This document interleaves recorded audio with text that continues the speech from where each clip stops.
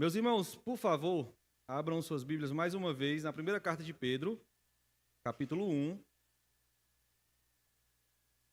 Nós lemos do verso 3 ao verso 12, mas vamos ler agora apenas do verso 3 ao verso 7. São os versos da exposição desta noite. A minha tradução diz assim: Bendito seja o Deus e Pai de nosso Senhor Jesus Cristo, que, segundo a sua grande misericórdia, nos regenerou para uma viva esperança, mediante a ressurreição de Jesus Cristo dentre os mortos, para uma herança que não pode ser destruída, que não fica manchada, que não murcha, e que está reservada nos céus para vocês, que são guardados pelo poder de Deus, mediante a fé, para a salvação, preparada para ser revelada no último tempo. Nisso vocês exultam, embora, no presente, por breve tempo, se necessário, sejam contristados por várias provações, para que, uma vez confirmado o valor da fé que vocês têm, muito mais preciosa do que o ouro perecível, mesmo apurado pelo fogo, resulte em louvor, glória e honra na revelação de Jesus Cristo, nosso Senhor. Amém? Vamos orar mais uma vez? Senhor nosso Deus e Pai, te louvamos, Pai, pela oportunidade de estarmos aqui reunidos como filhos teus, para escutar a tua poderosa palavra, Pai. Te pedimos que o teu Espírito Santo, que é vivo, que é real, possa aplicar, Senhor, a tua palavra em nossos corações. Que saiamos daqui, Senhor, convencidos do teu amor. Que saiamos daqui, Pai, cheios de uma esperança eterna que foi nos dada através do teu Filho Jesus. Senhor, fala conosco esta noite, em nome de Jesus. Amém. Meus irmãos, o tema da mensagem de hoje é uma esperança viva. Uma esperança viva. Você já refletiu sobre isso? Há no seu coração uma esperança, e essa esperança, ela está viva, ela é eterna, ela é profunda. Já pensou sobre isso? Eu faço a pergunta porque muitos de nós vivemos com os olhos nesta terra, nas coisas deste mundo. Deixamos as coisas deste mundo tomar conta do nosso coração. Mas nós sabemos, nós que cremos em Cristo, nós que cremos em Deus, nós que confiamos na palavra do Senhor, sabemos que há uma esperança viva e eterna para todos nós. Há uma esperança que deve queimar em nosso coração. E esse é o tema da nossa mensagem esta noite, uma esperança viva. Meus irmãos, e Pedro escreveu essa carta, talvez na primeira perseguição, na verdade, na primeira perseguição que a igreja cristã sofreu. Quando Pedro escreve esta carta, o imperador do Império Romano é Nero. Nero queimou um bairro todo de Roma, na verdade, vários bairros de Roma, colocou a culpa nos cristãos e, a partir daí, ele começou a perseguir os cristãos. Então, no momento que Pedro escreve essa carta, os cristãos estão vivendo uma perseguição muito ferrenha, muito profunda. Estão sendo acusados de queimar o Império Romano. Na verdade, hoje nós sabemos que quem tinha queimado era o próprio Nero. Ele queria reconstruir aquela cidade de uma forma mais bonita, mais bela, onde tivesse as suas marcas. Então ele queima a cidade e diz, olha, foram os cristãos, olha, foram os judeus. E começa uma perseguição muito dura à igreja cristã. Aqui é inaugurado, meus irmãos, um capítulo negro da nossa história, onde inicia o sacrifício público de cristãos. Pela primeira vez, pegam-se cristãos, colocam no meio de uma arena e começam a sacrificá-los de uma forma pública, como entretenimento para aquelas pessoas. Há relatos horríveis, tristes, de mulheres cristãs que são devoradas por leões no meio da arena com seus bebês no colo. Soltam leões, os leões correm para aquelas mulheres e devoram ela apenas por elas amarem a Cristo. Há relatos de cristãos sendo queimados vivos, há relatos de cristãos sendo decapitados, isso tudo como um espetáculo público, como algo que fosse bom aos olhos daquele povo assistir. Era essa a realidade que aqueles irmãos estavam vivendo. E Pedro vai escrever essa carta nesse contexto. Ele vai escrever uma carta para fortalecer o coração daqueles cristãos que estão sendo perseguidos. Imagine você, nós estarmos aqui e entrar pessoas aqui nesta igreja e dizer, olha, quem não negar a Cristo vai ser queimado vivo. Quem não negar a Cristo vai ser comido por feras, por leões, devorado por feras, por leões. E Pedro diz, olha gente, eu sei que é duro o que vocês estão vivendo. Eu sei que vocês não têm culpa de estarem vivendo isso, apenas por amarem a Cristo e estarem sendo perseguidos. Eu sei disso. E eu sei que isso tem uma capacidade de enfraquecer a fé de vocês, mas calma. Olhem para o que Deus preparou para vocês.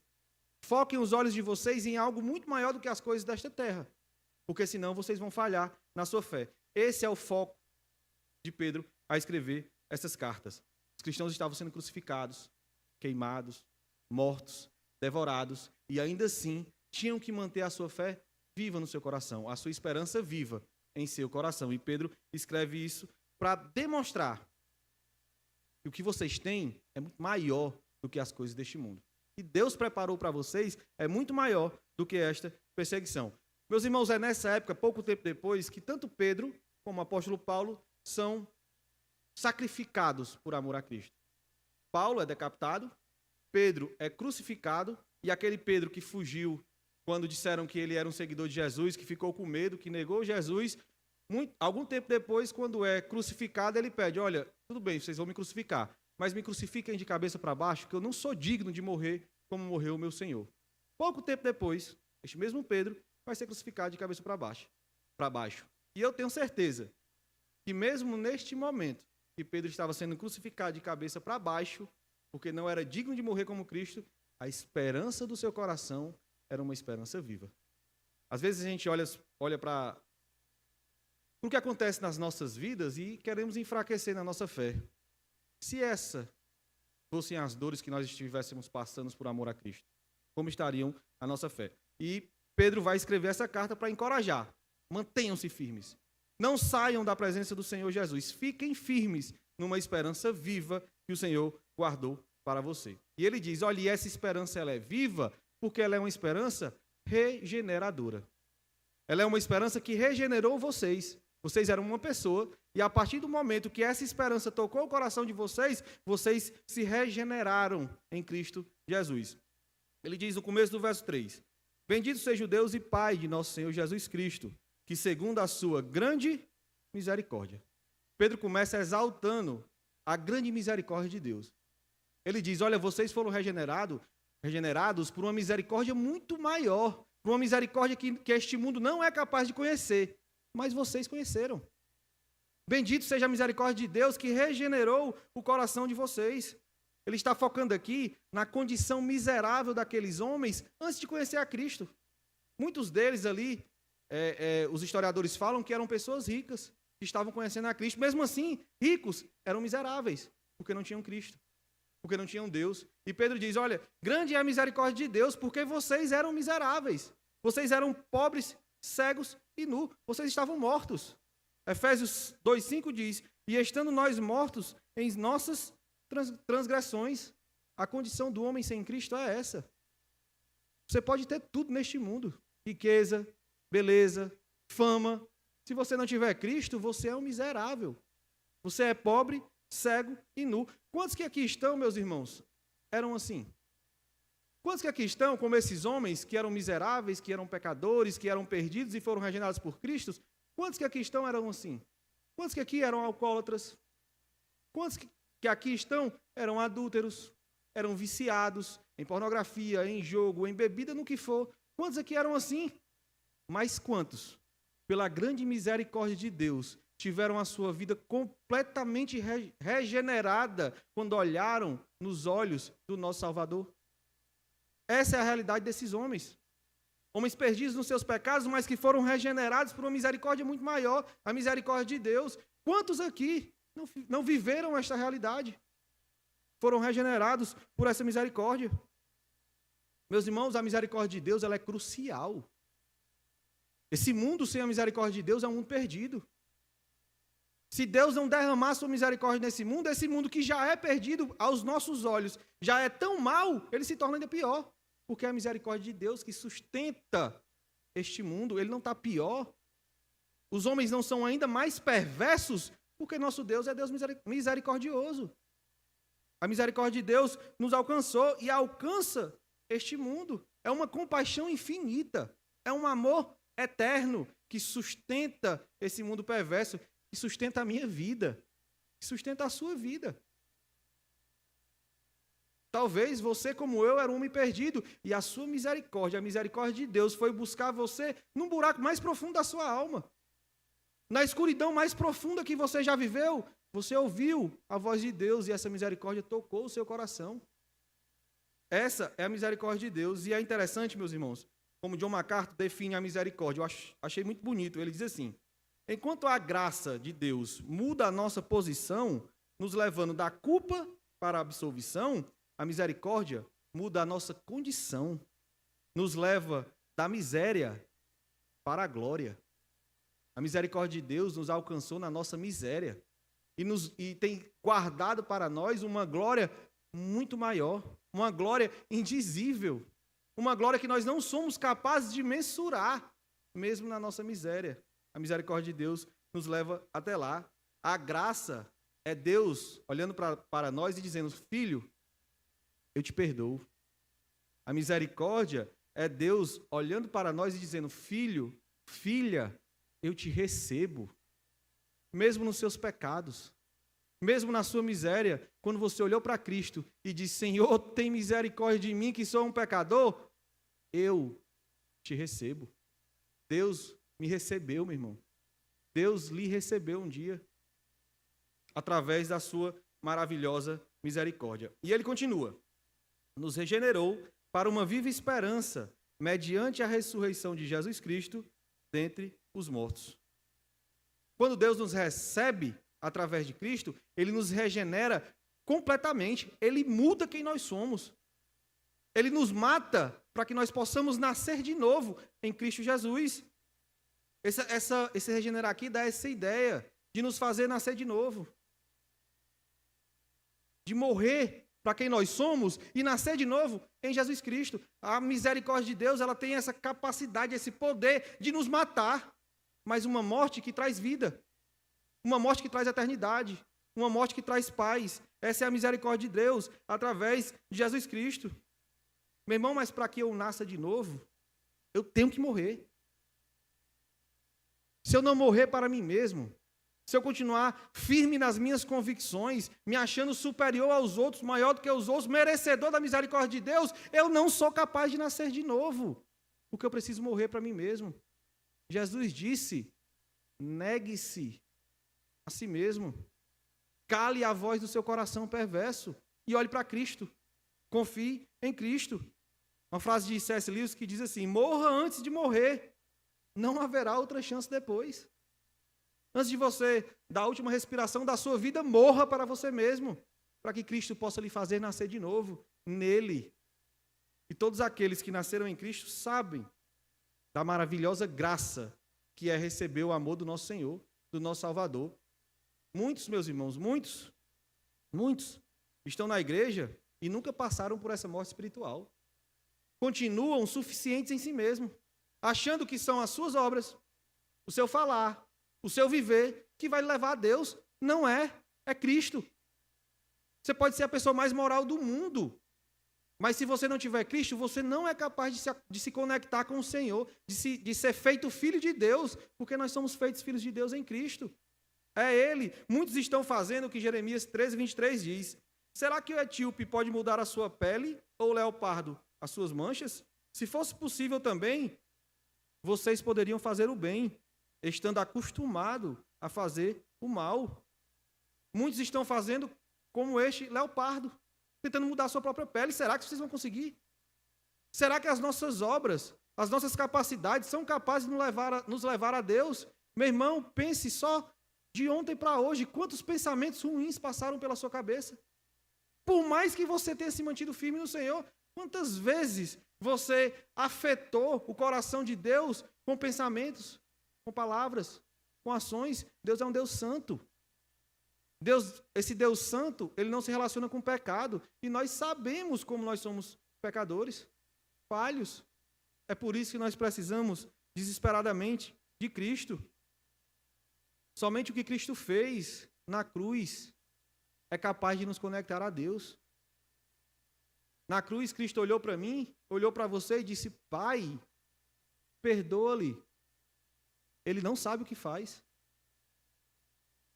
Todos os dias, meus irmãos, os nossos pecados ferem o coração de Deus. Todos os dias. Mas todos os dias, a graça de Cristo derramada na cruz nos lava desse pecado que fere o coração de Deus. É nele a nossa fé. É Ele a nossa esperança. Essa esperança tem que estar viva no nosso coração através dEle. Só quando eu morrer de novo, meu irmão, só quando você morrer para si mesmo e nascer em Cristo, você pode viver uma vida de completa entrega a Deus. A gente olha muitas vezes para as nossas boas obras e queremos que essas boas obras nos conectem a Deus. Eu escutei uma frase que às vezes as nossas boas obras são perigosas, porque as nossas boas obras, algumas vezes, nos afastam de Deus. Porque eu faço boa obra, eu sou moral, eu sou ético, então eu mereço a graça de Deus. A Bíblia diz que não é assim. Jesus disse que não era assim. Jesus diz, na verdade lá em Isaías vai dizer que as nossas boas obras são como trapos de imundícia. Boas obras são como trapos de imundícia. O que traz essa esperança viva no nosso coração é Jesus Cristo, morto, ressuscitado e vivo dentro de mim, dentro de você. É para Ele, é nele que deve estar a nossa esperança. Aqueles que não conhecem a Cristo, meus irmãos, vivem um vazio profundo no coração. Às vezes eu conversando com alguns amigos no trabalho, com algumas pessoas que não conhecem a Cristo, eu consigo perceber o vazio que há dentro daqueles homens. O vazio, o desejo de encontrar algo que eles nem sabem o que é. E às vezes eu me desespero, porque eu sei. Eu sei o que é. Eu sei o que é capaz de preencher esse vazio no coração humano. Você sabe o que é capaz de preencher esse vazio no coração humano, no meu coração e no seu coração. É Jesus. E às vezes a gente tenta falar sobre Jesus, mas as escamas do pecado não permitem que eles entendam. E o mundo é assim, vazio. O mundo que não conhece a Cristo é um mundo vazio, não consegue compreender a nossa esperança, que é viva. Não conseguem compreender a nossa esperança, que é regeneradora, que nos regenerou e nos tirou do lamaçal que nós vivíamos.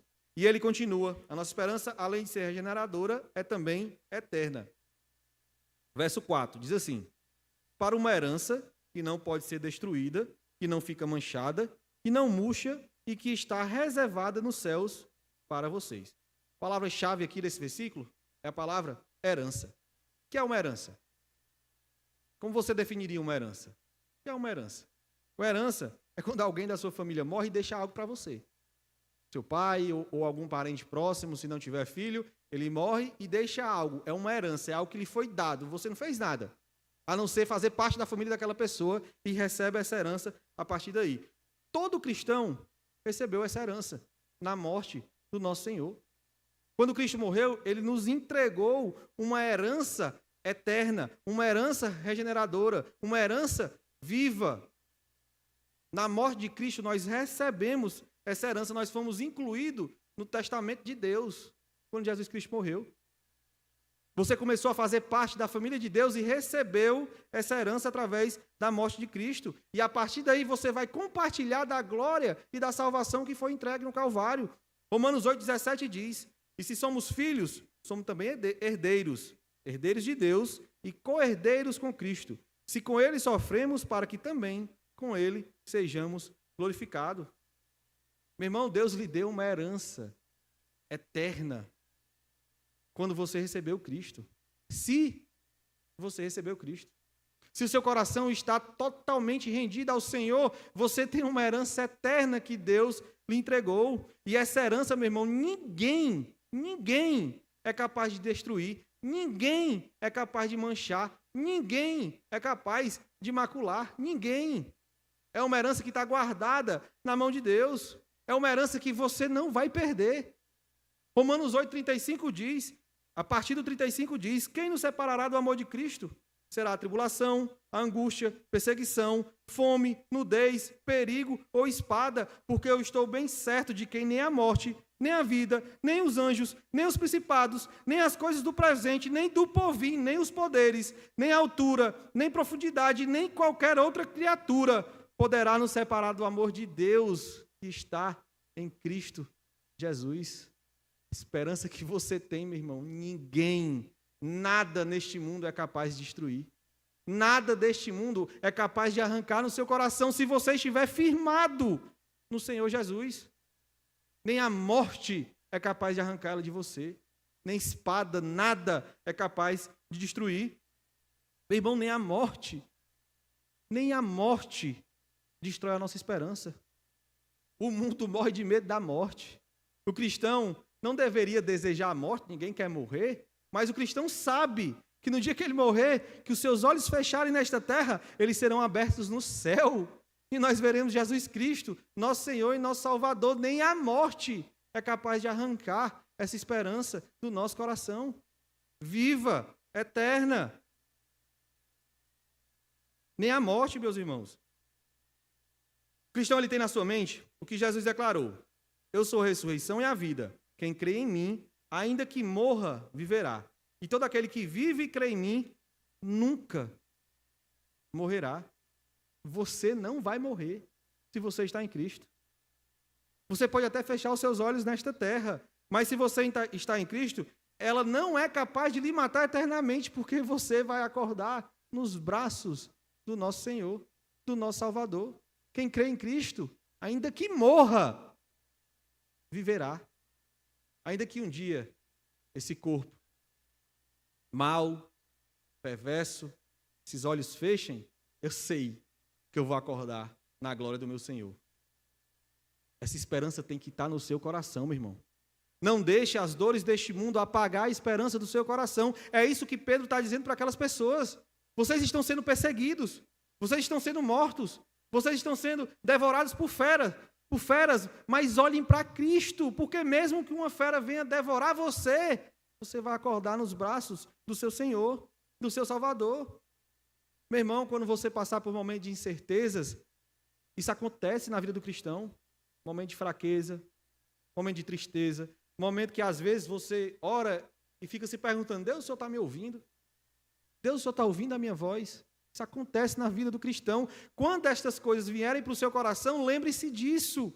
A sua esperança é viva, é eterna. Ela nunca vai ser destruída, ela nunca vai ser perdida, porque é Deus quem tem na sua poderosa mão. É Deus quem sustenta. A gente precisa confiar na segurança dessa promessa. No dia difícil, no dia ruim, lembre-se disso. Senhor, eu não consigo perceber se o Senhor me ouve. Eu não consigo perceber se o Senhor me escuta. Mas eu sei o que o Senhor fez por mim. Mesmo quando eu não senti nada, mesmo quando as emoções não forem tão fortes como eu já senti um dia, eu sei, meu Deus, o que o Senhor fez por mim naquela cruz. Eu sei o que o Senhor entregou. Meu irmão, por que nós temos tanto medo? Por que nós nos desesperamos tanto com as coisas desta vida, desta terra? Se Deus guardou isso para nós, se Deus guardou isso para mim, para você, aplique isso na sua vida. Olhe para você, recebendo essa bênção de Deus na sua vida, porque isso dá força, isso fortalece, como fortalecia aqueles irmãos. E o verso 5 continua: que são guardados pelo poder de Deus, mediante a fé, para a salvação preparada para ser revelada no último tempo. Meu irmão, essa esperança ela não está só guardada. Essa herança ela não está só guardada. Ela está reservada. Reservada para você. É como se tivesse, a Bíblia não diz isso, é uma inferência, é como se tivesse o seu nome numa cadeira cativa no céu. Isso aqui não. Aqui ninguém vai sentar. Aqui quem senta é o Ronaldo. A cadeira dele está guardada, está reservada. Foi Deus quem guardou para mim e para você. Através do seu poder.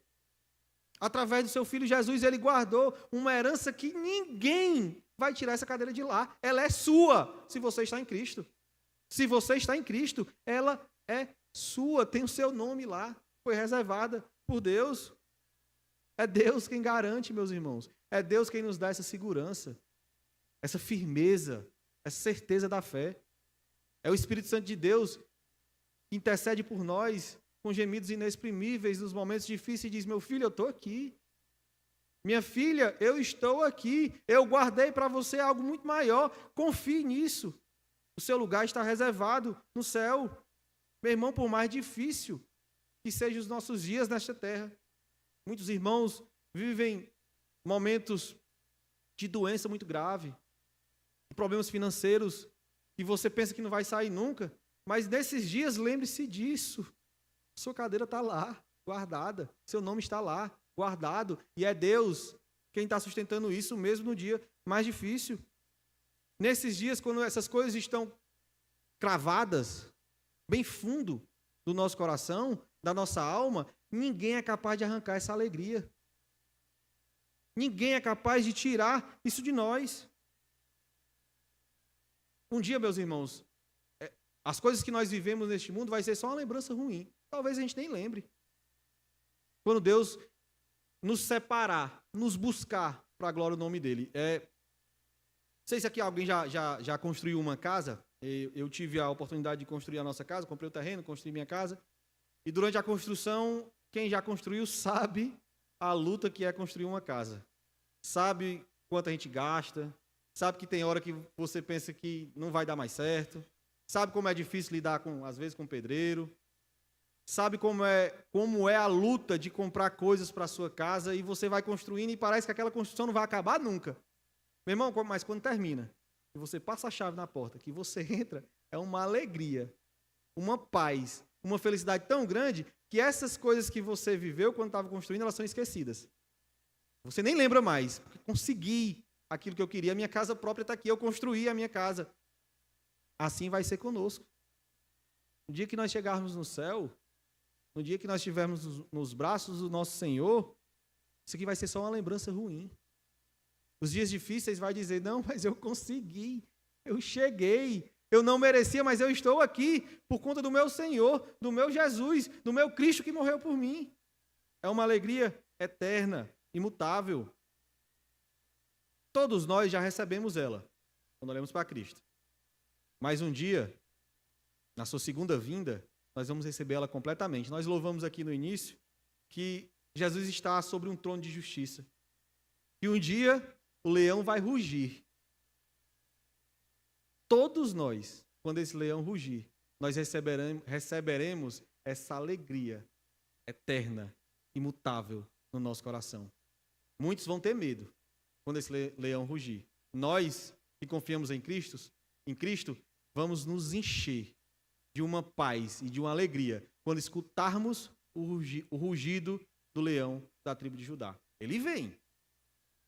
Ele fez muitas promessas. Muitas dessas promessas já se cumpriram. Faltam poucas para se cumprir. Uma delas é que o leão virá. Uma delas é que o leão rugirá. E nós receberemos este leão. E ele estará sentado no trono de justiça. E nós estaremos frente a frente com ele. Mesmo nas nossas injustiças. Através da justiça que recebemos dele na cruz. E Pedro continua. A esperança é regeneradora, eterna, mas também é inabalável. É uma esperança inabalável. No verso 6 diz: nisso vocês exultam, embora, no presente, por breve tempo, se necessário, sejam contristados por várias provações. Pedro continua dizendo assim, olha, nessa salvação vocês se alegram, vocês exultam. A palavra exultar aqui é a palavra alegria. Vocês têm alegria nessa salvação. Lembrem-se o que aqueles homens estão vivendo. Lembrem-se o que aquelas mulheres estão vivendo. Imagine que você tem um filho, um bebezinho, e daqui a pouco pode ser devorado por um leão por você amar a Cristo. E Pedro diz, olha, lembrem-se, nessas coisas vocês têm alegria. Nessas coisas você tem conforto. Nessas verdades você tem esperança mesmo em meio às dores que vocês estão passando. Mesmo em meio às perseguições que vocês estão passando. Porque essas coisas, meus irmãos, essas verdades trazem conforto ao nosso coração. Mas quando os nossos olhos estão voltados para isto. Leonardo Ravenhill tem uma frase que ele diz assim, Senhor, crava a eternidade em meus olhos. Que maravilha seria, meus irmãos, se nós vivêssemos uma vida com uma eternidade cravada em nossos olhos. Quando um momento de dor, de doença, de problemas na família, problemas financeiros, entrasse na nossa casa, nós olhássemos, mas a eternidade estivesse bem viva nos nossos olhos. Como nós receberíamos essas dores de uma forma diferente, se a eternidade estivesse cravada em nossos olhos, mantendo acesa a chama do nosso coração por amor a Deus, mantendo aceso o nosso amor a Deus. É isso que nós precisamos, meus irmãos, viver neste mundo com os olhos no próximo, viver este mundo com os olhos na eternidade, viver este mundo com os olhos em Jesus, viver este mundo guiado guiados pelo poder do Espírito Santo. É isso que a igreja precisa. Talvez, se nós fizéssemos isso, quando nós fizéssemos isso, nós seríamos uma igreja mais forte, mais poderosa, mais confiante, mais certa do amor de Deus. Se nós vivêssemos esse mundo com a eternidade nos nossos olhos, como esse óculos. E ao olhar para esse mundo, aqui tivesse a eternidade, bem viva, bem real no nosso coração. Bem real através do Senhor Jesus. E após reforçar a necessidade de se alegrar nisso, de ter essa eternidade cravada nos olhos, Pedro vai dizer o porquê nós precisamos disso. Porque ele diz assim: embora, no presente, por breve tempo, se necessário, sejam contristados por várias provações. Pedro está dizendo assim: olha, se alegrem, porque vocês sabem como a vida de vocês é dura. Se alegrem, porque vocês sabem que pode abrir a porta da sua casa e você ser preso por um oficial romano e ser morto por amar a Cristo. Vocês sabem que a vida de vocês é dura. Vocês sabem quantas provações vocês estão vivendo. E mesmo nessas provações, nessas lutas, nessas batalhas, nessas dores, se a esperança estiver em vocês, vocês estão perdidos. Se a esperança estiver no seu coração, nas coisas desta terra, mas se estiver em Cristo, vocês são fortes. Vocês são capazes de suportar. E ele diz, olha, e essas provações, elas são por um breve tempo. Elas são rápidas, elas vão passar, elas vão acabar. Um dia ela vai acabar. É passageiro. Ele vai, 2 Coríntios 4,17 diz assim: porque a nossa leve e momentânea tribulação produz para nós um eterno peso de glória, acima de toda comparação.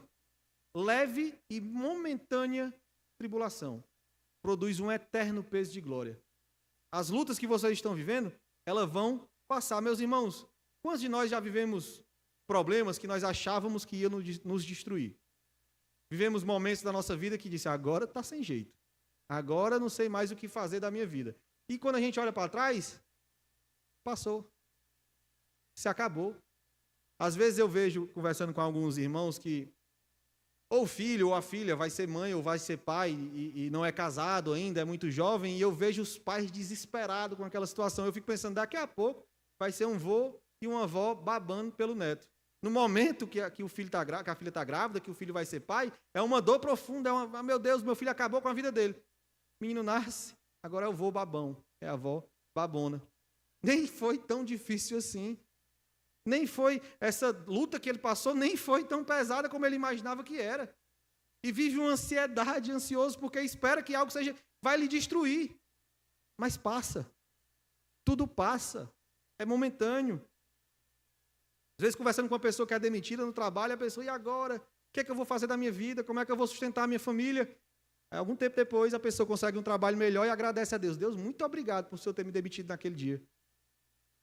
Meus irmãos, vai passar. Tudo passa. Nem a morte é capaz de destruir você. Como é que as coisas deste mundo vão lhe destruir? Confie em Cristo. Não estou aqui diminuindo a dor de ninguém, a angústia de ninguém, não é isso. Dói.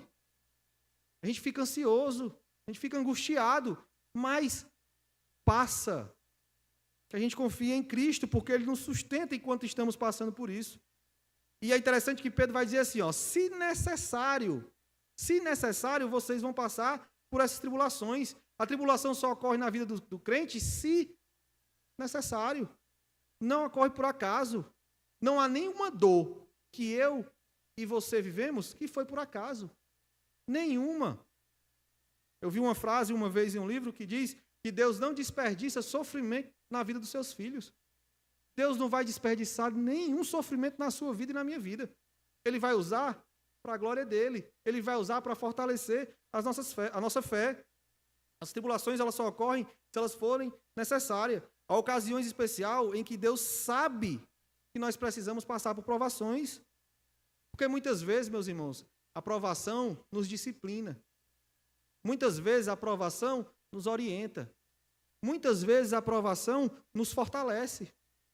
Eu lembro que, estava até conversando com a minha esposa esses dias, e quando a minha sogra, na época do Covid, quase morre, é um milagre a minha sogra estar viva, e eu lembro que eu conversando com ela, disse, meu amor, nunca vi você orando tanto quando a sua mãe estava na UTI.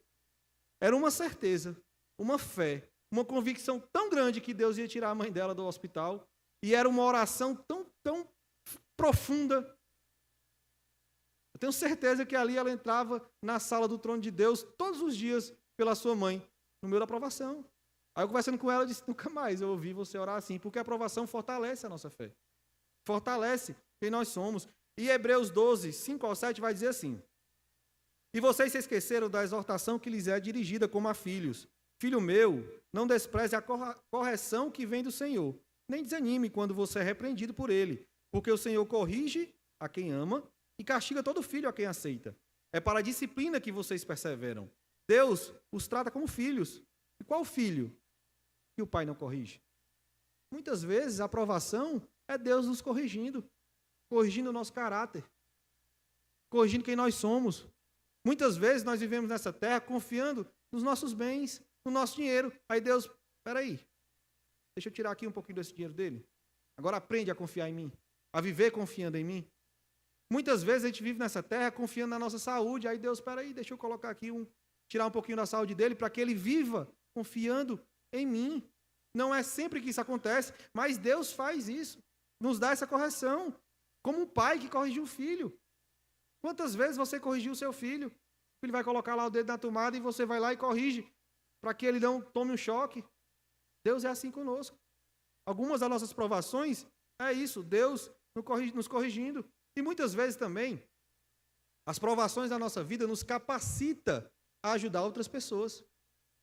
Muitas vezes, às vezes, o irmão sofre um processo de depressão, de ansiedade, sofre um processo de doença muito severo, e quando Deus cura, você está capacitado a ajudar outras pessoas que estão passando por aquilo, porque para você é fácil falar sobre isso. Você conhece isso. É muito bom quando uma pessoa, um crente que viveu um processo de depressão, ansiedade, e consegue vencer isso, ele é a pessoa certa para ajudar outra pessoa que está passando por depressão e ansiedade, porque ele sabe o que ele viveu. Para mim é difícil, eu nunca vivi isso. Então eu posso conjecturar da dor que a pessoa está sofrendo, mas quem viveu sabe o que passou, sabe a luta que foi para vencer aquilo, e Deus usa isso para que muitas vezes nós possamos ajudar outras pessoas, fortalecer outras pessoas. Geralmente o lugar onde nós fomos mais machucados é o lugar onde Deus mais nos usa para sarar outras pessoas. Muitas vezes a maior ferida do nosso coração, quando é curada, ela é usada para que outras pessoas sejam saradas através da sua ferida. Às vezes é correção, às vezes Deus está nos preparando para algo muito maior, mas dói. Mas a angústia é forte, é grande. Como é que nós vencemos isso? Com a eternidade cravada nos nossos olhos. Quando eu tenho a certeza que Deus é o meu Pai, que mesmo se Ele estiver me corrigindo, Ele me corrige em amor. Que Deus, mesmo que Ele estiver me trabalhando para ajudar outras pessoas, Ele vai me dar força para vencer aquela dor que eu estou passando. Quando eu tenho isso firme no meu coração, aí eu tenho força para suportar. Mas se eu olhar para essas coisas, eu desanimo. E ele continua, dizendo para que essas provações são necessárias. Por quê? Verso 7. Para que uma vez, confirmado o valor da fé que vocês têm, muito mais preciosa do que o ouro perecível, mesmo apurado pelo fogo, resulte em louvor, glória e honra na revelação de Jesus Cristo. As provações confirmam a nossa fé e tornam ela mais preciosa do que o ouro. Você quer conhecer um crente com a fé forte? É um crente que sofreu muito, que sabe o que é sofrer. Vivemos numa realidade cristã, meus irmãos, pavorosa, de que o cristianismo é capaz de lhe trazer riqueza, saúde, prosperidade, lhe fazer maior do que todas as coisas. Isso é mentira. A Bíblia não diz isso. A Bíblia diz que o crente forte é o crente que sofreu. Não estou aqui defendendo sofrimento. Você buscar sofrimento, não é isso. Mas quando você sofre e você vence esse sofrimento, você sabe que você sai de lá mais fortalecido, mais fortalecida.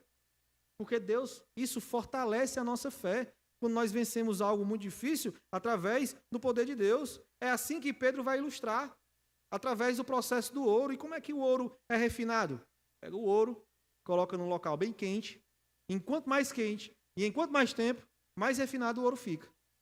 As provações, às vezes, são assim na nossa vida. Enquanto mais tempo, enquanto mais quente elas acontecem, mais refinada a nossa fé fica. Enquanto Deus nos prova de uma forma mais dura, mais refinada, a nossa fé fica mais uma vez. Eu não estou dizendo aqui para ninguém buscar sofrimento. Mas quando ele vier, fique firme no Senhor Jesus. Mantenha fixos os seus olhos no Senhor Jesus. Interessante que no Oriente, o povo gosta muito de ouro, o ourives, quando ele vai refinar o ouro, ele só para de refinar quando ele consegue se ver naquele líquido que o ouro fica antes de endurecer mais uma vez. Ele consegue ver a sua face. Assim é Deus. Deus muitas vezes nos prova até ele conseguir ver a face dele em nós. Refletir a face de Cristo em nós.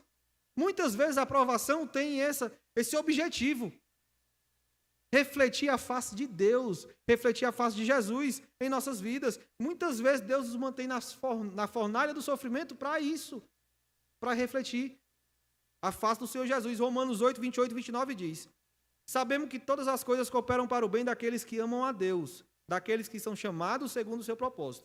Pois aqueles que Deus de antemão conheceu, ele também predestinou para serem conformes à imagem do seu Filho, Jesus. Todas as coisas cooperam para o seu bem, mas este bem é lhe fazer parecido com Jesus. As provações da sua vida é isso. É Deus refletindo a face dele em você, para que você reflita, seja um reflexo da face dele. Tanto que é bom quanto que é mal, tem esse objetivo da nossa vida. Todas as coisas cooperam para que a gente se pareça mais com Jesus Cristo. Esse processo da aprovação, meus irmãos, refina a nossa fé, nos faz parecido com Jesus, refina quem nós somos. Não tem testemunho mais poderoso do que o testemunho de um crente que sofreu uma batalha grande. Quantas vezes a gente vai escutar testemunho, meus irmãos, de uma fé que foi testada por fogo, e a gente sai dali morto de feliz de ouvir que Deus sustentou a pessoa mesmo no dia ruim. Quantos testemunhos de vitórias em meio à doença, de guerras profundas, que as pessoas viveram e dizem: olha, mas Deus me sustentou, mas Deus esteve comigo. E quando você termina de ouvir aquele testemunho, você olha para a pessoa, olha para o testemunho, mas você vê Jesus, a face dele sendo refletida naquela história. Ninguém quer sofrimento, ninguém busca sofrimento, ninguém quer dor, ninguém busca dor, mas quando ela vier, a face do Senhor Jesus precisa ser refletida nas nossas vidas. Senhor, está doendo. Senhor, está difícil. Mas eu sei que isso coopera para o meu bem. Mas eu sei que isso vai me fazer mais parecido com Jesus. Deus, meus irmãos, é um Pai de amor. O Pai de amor não traz sofrimento por acaso nas nossas vidas. Não sei o sofrimento, a dor que você está passando, não sei. Mas eu sei que o meu Deus é um Deus de amor. Por mais que o sofrimento seja grande, Ele é um Deus de amor. Ele está com você todos os dias. E quando nós nos mantemos firmes nesse sofrimento em Cristo, através, mesmo no sofrimento, isso traz louvor, glória e honra a Jesus. Jesus é engrandecido na vida do crente que se mantém firme e fiel no meio da provação. Firme e fiel no meio da dor. Quinta-feira agora o pastor estava na doutrina e contando um pouco sobre as dores dele, ele disse uma frase: se eu contasse a minha história aqui, muitos iriam se desviar. Muitos iriam enfraquecer a sua fé. A gente sabe que a vida de um líder, de uma igreja, de um pastor não é uma vida fácil. Mas a face de Cristo está sendo refletida mesmo em meio à dor, mesmo em meio ao sofrimento. Não sei se vocês já ouviram um testemunho do Neto, um zagueiro da Chapecoense, passou por aquele acidente que matou todo o time da Chapecoense. Testemunho maravilhoso. Ele quase ficou cego, ele quase ficou paraplégico. E ele, quando vai falar sobre o seu testemunho, sobre a sua dor, perdeu vários amigos, perdeu a profissão que ele tinha. E ele diz: olha, mas Cristo me sustentou. Ele começa a refletir sobre as dores que ele passou na vida e o que tinha sido feito, as cirurgias que ele tinha passado, as dores que ele tinha passado, que manteve vivo na queda do avião. E ele diz: olha, mas Jesus me sustentou em todos os momentos. Quando a gente olha para trás, na nossa vida, nos nossos sofrimentos, nós sabemos que saímos de lá fortalecidos. Nós sabemos que saímos de lá maiores em Cristo Jesus. A nossa fé foi refinada e agora ela é como ouro.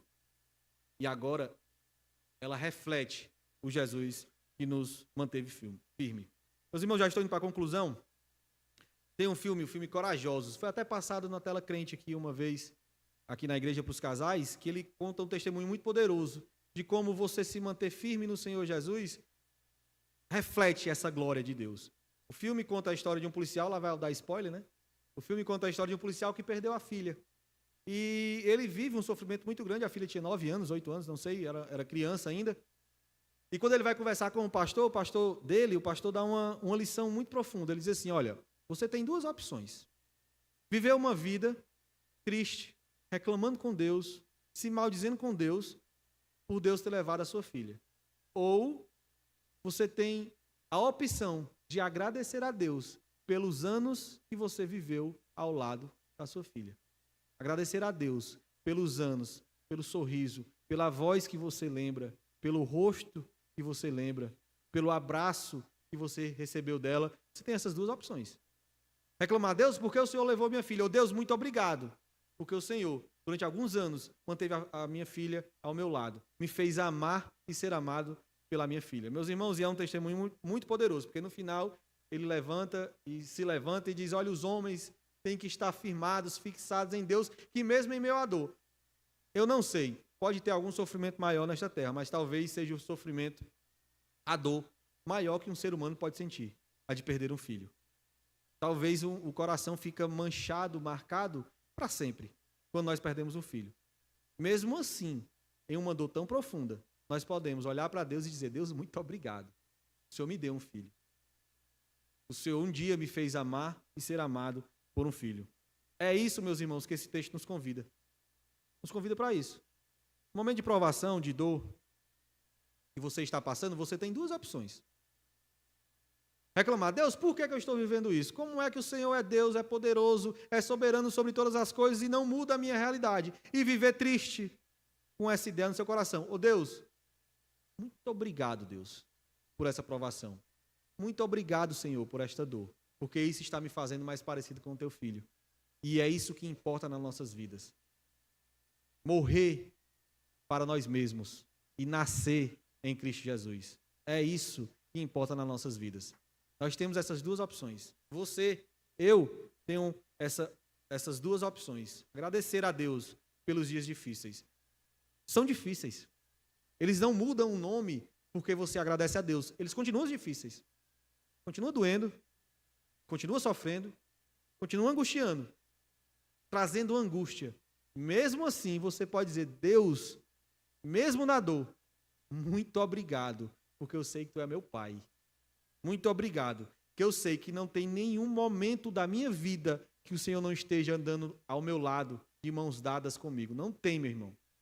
Minha irmã, nenhum momento na sua vida que Deus não esteja segurando a sua mão e caminhando com você. Mesmo na fornalha. Daniel estava na fornalha. Os amigos estavam na fornalha. Mas tinha outra pessoa lá. Mesmo na fornalha, mesmo na dor, o Senhor está lá, segurando a sua mão, segurando a minha mão. Nós precisamos entender, meus irmãos, isso, viver isso, saber que tudo é passageiro, tudo passa, até a morte vai passar.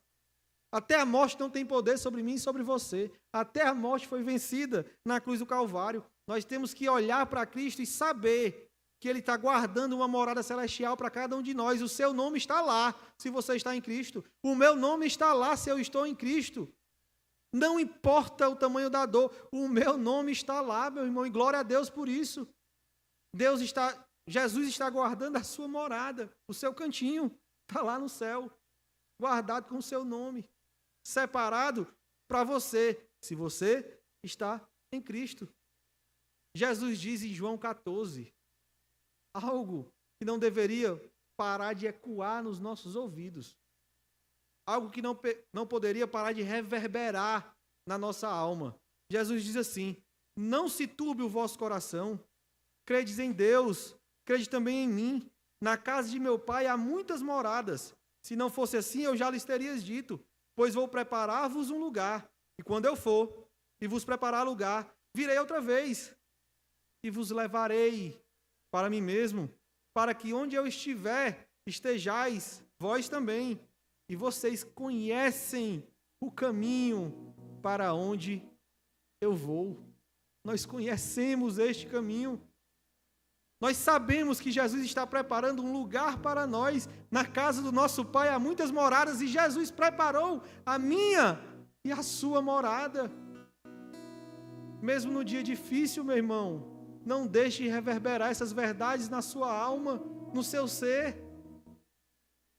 Nós somos peregrinos nesta terra mal. Nós somos peregrinos neste mundo perverso. Um dia, tudo vai passar. Nós conhecemos o caminho. Você conhece o caminho. Eu conheço o caminho. Jesus Cristo é o caminho. Não saia dele. Não se desvie nem para a direita nem para a esquerda, meu irmão. Fixe os seus olhos, os seus pés, a sua vida no caminho verdadeiro que é o nosso Senhor Jesus, Salvador da nossa alma. O que Ele guardou para nós é muito maior do que as coisas deste mundo. Que a gente possa continuar nele, meu irmão, de verdade. Que a gente possa se aproximar de Jesus. Jesus está doendo. Jesus está difícil. Mas eu estou aqui bem pertinho do Senhor. Daqui eu não saio. Eu estou aqui bem pertinho, escutando a sua voz, ouvindo a tua respiração. É para isso que Jesus chama a igreja. Para isso que Jesus me chama. É para isso que Jesus chama você. Meu irmão, o nosso Redentor vive. O trono está no céu e Ele está lá, assentado à direita de Deus, aguardando o dia que você vai encontrar com Ele, que eu vou me encontrar com Ele. A morada está guardada para nós. Nós sabemos para onde Ele foi e nós sabemos como ir até Ele. Jesus, o Senhor, é o meu Redentor.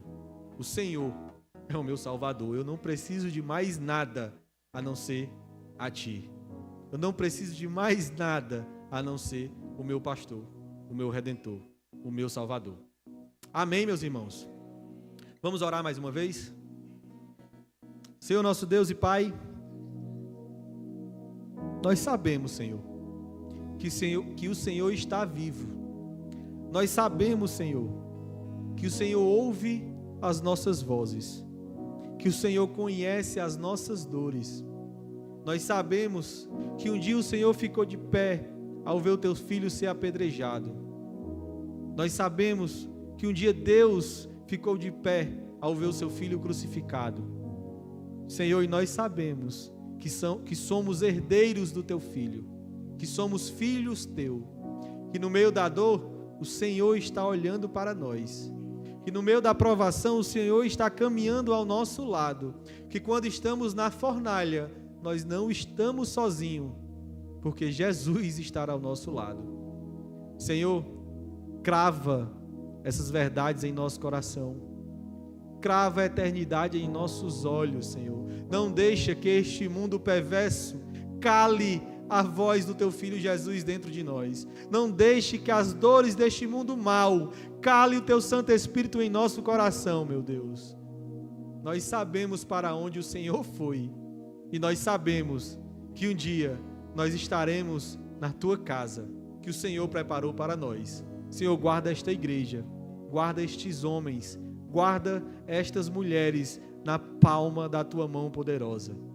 Senhor, que o teu escudo seja o nosso protetor, que o Senhor seja a nossa fortaleza, que o Senhor seja bem presente no dia da angústia. Pai, nós te pedimos e te agradecemos em nome de Jesus. Amém.